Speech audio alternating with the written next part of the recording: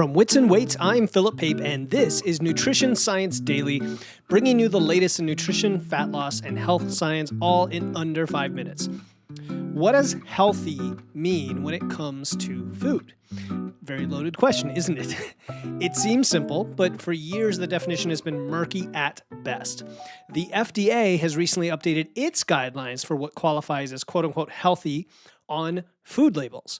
And the changes reflect a major shift in how we think about nutrition, at least at the federal regulated level. So what has changed? Well, in the past, the term healthy was based largely on outdated ideas like low fat and low calorie being the gold standard. Foods like sugary cereals could meet the old criteria as long as they were fortified with vitamins, while nutrient-dense options like salmon and nuts were excluded because they had a lot of fat. The new rules focus on nutrient density, which is a little more aligned with modern nutrition science, and I think it's actually a good shift. Under the updated definition, a food must provide meaningful amounts of beneficial nutrients like vitamins, fiber, or fats, while staying within limits for added sugars, saturated fats, and sodium. And so I should clarify that the fats they include as beneficial include primarily unsaturated fats. For example, salmon is now officially considered healthy due to its omega-3 fatty acids, which we know are excellent for a variety of reasons, such as heart and brain health. On the other hand, a high sugar granola bar, let's say, even if packed with vitamins, might not qualify anymore as healthy. Now, these changes aim to guide consumers toward foods that truly support long-term health, even though we know, we talk about this all the time on this podcast, health is in the context of your overall diet, food matrix, goals, etc. Now, the FDA's motivation for these updates is pretty clear, and that is that chronic diseases like heart disease, diabetes, and obesity are rampant. They've grown tremendously, and we know that diet plays a major role in their development. And so the FDA is hoping that clearer labels will empower consumers to make choices that at least they deem better based on some of the scientific evidence and reduce the prevalence of these conditions. Like any policy shift where the government is involved, there are some challenges and limitations. First of all, the healthy label is voluntary, meaning manufacturers aren't required to use it. And this could create some inconsistencies when you go grocery shopping.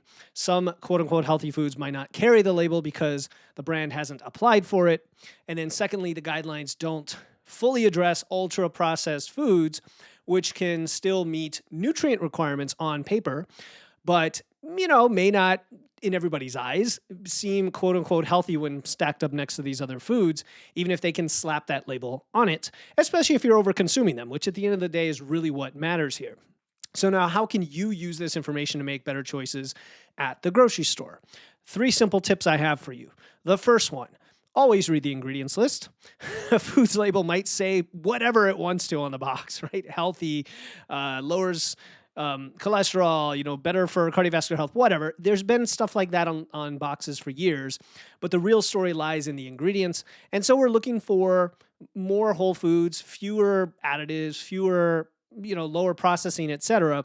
But again, it's not a boogeyman. We're not saying that processed foods are terrible for you. We're saying that this is what you should be aware of when you're making your choices. Number 2, focus on balance, right? Even, believe it or not, nutrient-dense foods, you can overconsume them. So when it comes to just pure energy balance, and if you're trying to maintain your weight or lose some fat, that's going to be important, regardless of the quality. And then number 3, always be skeptical of marketing. Words like natural, low fat, whatever they put on there can be misleading. And even the new healthy label, although it's maybe a step in the right direction, it still can be misused. And it's just one of many tools when you make decisions. So don't just rely on it. Now, for the food industry, brands might have to reformulate their products if they want to get the label. And so maybe you will see a shift toward foods with fewer added sugars, with extra fiber, and maybe they're going to be more expensive as well. Maybe the product availability is going to change. These are incentives that the industry is going to have to look at.